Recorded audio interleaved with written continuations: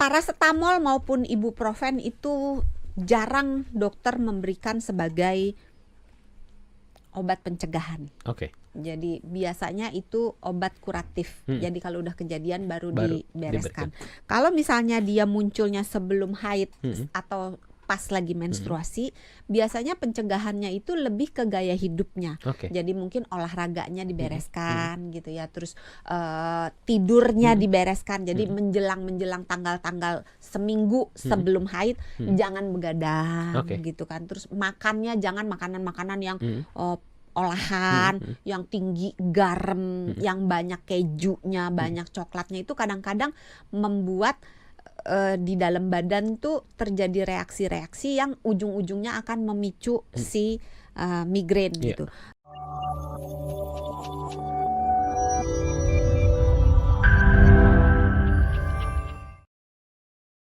Apa bedanya migrain dengan vertigo? Terima kasih. Ya, terima kasih Ibu Orisa atas pertanyaannya. Selamat malam. Ini pertanyaan yang banyak ditanyakan.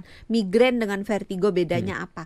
Migrain itu sakit kepala, sensasinya bisa rasa kayak ditusuk-tusuk, bisa rasa kenceng, bisa rasa kayak dipukul-pukul, bisa rasa berdenyut-denyut gitu. Yang biasanya terjadi di sebelah kepala, walaupun kadang-kadang bisa di kedua belah kepala, kedua sisi kepala. Sedangkan kalau vertigo itu sensasi berputar, bisa ruangannya terasa berputar atau orangnya yang merasa dia lagi muter-muter. Jadi itu dua point of view yang dua-duanya sama-sama dinamakan vertigo gitu. Jadi beda. Kalau vertigo itu tidak termasuk dalam sakit kepala. Tapi kalau si migrain termasuk dalam sakit kepala yang sakit kepala yang primer gitu. Mudah-mudahan menjawab nih untuk Ibu Orisa. Dan juga dicek ke teman-temannya ya, siapa tahu ketika migrain juga ada yang plus berputar. vertigo. Ada yang dia sakit kepala disertai dengan sensasi berputar. Mungkin itu kasihan pas sih. dia migrain lagi gempa kayaknya, Dok ya. Jadi kok kayak goyang gitu ya. Tapi sensasinya mirip kayak goyang. Oh iya. Yang vertigo tidak hanya berputar tapi juga rasa kayak gempa bisa. Tapi atau ini, rasa kayak naik perahu. Tapi ini bisa menghilangkan keseimbangan gak sih, Dok? Iya. Oh bisa. Tiba-tiba karena memang jatuh vertigo gitu bisa. itu gangguan keseimbangan. Makanya dirujuknya ke dokter THT karena saraf keseimbangan kita letaknya di dalam telinga. Kalau nggak ada apa-apa biasa dirujuk ke dokter saraf. Oke, baik. Semoga menjawab. Ini untuk Ibu Orisa. Selamat malam juga untuk Ibu Luciana. Oke, ini pertanyaannya sama ternyata ya. Apa bedanya migrain dan vertigo? Tadi sudah dijawab. Gejalanya sama atau tidak juga tadi sudah dijawab ya. Lalu cara penanganannya seperti apa, Dok? Dan juga obatnya, migrain dan vertigo. Ini yang nanya Ibu Luciana. Penanganannya dan pencegahan. Obatnya, contoh obatnya untuk terima kasih Ibu Luciana atas pertanyaannya. Sebagian sudah ditanyakan oleh Ibu Orisa dan sudah dijawab.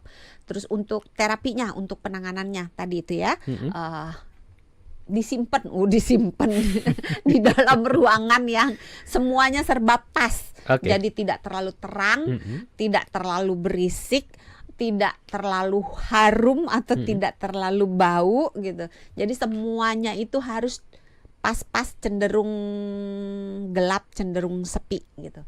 Terus boleh dikompres di area dahi, di daerah area pelipis, boleh juga di pokoknya area kepala dan tengkuk boleh dikompres. Terus boleh juga dipijat ringan.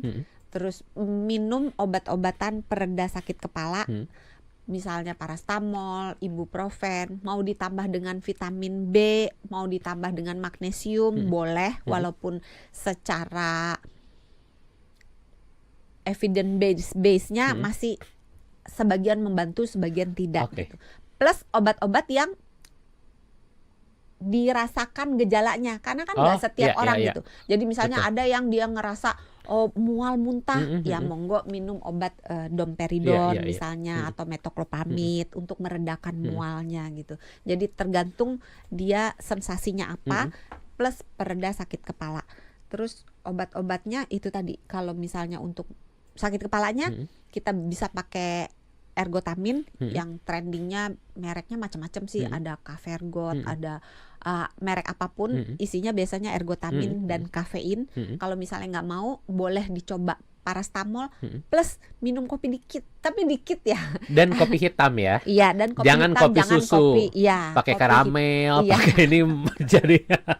Atau cari obat-obat sakit kepala yang ada kafeinnya. Karena beberapa jenis obat sakit kepala itu di dalam kita baca aja isinya, di atasnya paracetamol ada apa-apa. Kalau ada kafeinnya sedikit itu boleh dipakai untuk meredakan sakit kepala. Oke, jadi catatannya tadi kopinya kopi hitam ya, sahabat Sonora ya. Emang ada kopi putih? Ada. Kalau tambah susu, white coffee.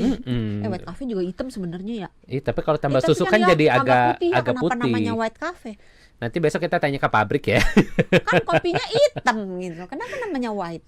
Nanti kita bahas lain waktu ya dok ya untuk itu ya. Tapi yang pasti kopinya kopi hitam sahabat Sonora sedikit aja. Sedikit, jangan seember. Oke, dan kalau jangan malah tambah parah. Dan jangan ada pendampingnya ya. Jangan tambah donat, tambah croissant gitu ya. Kalau pendampingnya yang ngurusin sih nggak apa-apa ya. Mijit-mijit. Asal gitu, jangan makanan pendamping ya. Iya. Oke, baik. Semoga menjawab ini untuk Ibu Luciana. Ada satu pertanyaan terakhir juga dok. Ini dari Ana. Menanyakan, wah ini cukup panjang ya. Saya mengalami vertigo. Ana ya? Ana, betul. Vertigo. Saya mengalami vertigo, sementara itu saya dan beberapa perempuan lain pernah mengalami migrain sebelum atau saat menstruasi. Pada saat COVID dan juga setelah vaksin COVID ini juga terasa. Kami pernah disarankan mengkonsumsi paracetamol atau ibuprofen menjelang menstruasi dan mencegah sakit COVID. Pertanyaan saya, apakah pendekatan minum paracetamol atau ibuprofen sebelum menstruasi dan untuk ibu saya mengalami vertigo tersebut, apakah masih aman dan dianjurkan? Bagaimana membedakan keluhan migrain hormonal dengan vertigo khususnya pada perempuan yang sudah menopause? Terima kasih. Iya, ini pertanyaannya susah sejam ya dijawabnya. Iya. Ini waktunya tinggal sedikit gitu ya. Betul. Paracetamol maupun ibuprofen itu jarang dokter memberikan sebagai obat pencegahan. Oke. Jadi biasanya itu obat kuratif. Jadi kalau udah kejadian baru dibereskan. Kalau misalnya dia munculnya sebelum haid atau pas lagi menstruasi, biasanya pencegahannya itu lebih ke gaya hidupnya. Jadi mungkin olahraganya dibereskan gitu ya, terus tidurnya dibereskan. Jadi menjelang tanggal-tanggal seminggu sebelum haid jangan begadang gitu kan. Terus makannya jangan makanan-makanan yang olahan, yang tinggi garam, yang banyak kejunya, banyak coklatnya, itu kadang-kadang membuat di dalam badan tuh terjadi reaksi-reaksi yang ujung-ujungnya akan memicu si migrain gitu. Terus untuk apalagi sih tadi namanya?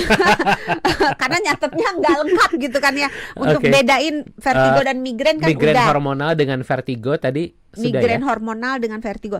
Nah, memang agak susah ya karena pada perempuan-perempuan yang memasuki menopause itu termasuk yang dia mengalami gangguan estrogen gitu. Jadi memang bisa memicu migrain. Terus bedainnya gimana? Biasanya dicek hormonnya, apakah ketika dia sedang migrain itu memang terjadi lonjakan hormon atau tidak. Tapi seandainya mau membuat dia menjadi lebih baik, karena biasanya kalau orang yang masuk menopause atau menopause itu estrogennya ngedrop. Nah, kita bisa bantu dengan makan makanan yang mengandung estrogen yang namanya fitoestrogen. Fitoestrogen itu ada di kacang-kacangan, tahu, tempe gitu. Banyak sih, tinggal di search aja fitoestrogen. Nah, itu bisa menggantikan si estrogennya ini, jadi bisa membantu mencegah serangannya. Tapi kalau minum paracetamol sebelumnya saya agak gimana gitu. Pesimis karena ingat lagi, terlalu banyak minum obat bisa memicu serangan migrain. Jadi nantinya anak sama telur sama ayam mana duluan gitu. Jadi sebaiknya tidak, tapi menjalankan gaya hidup sehat. Terus jangan stres, jangan capek, jangan dehidrasi. Itu yang penting ya.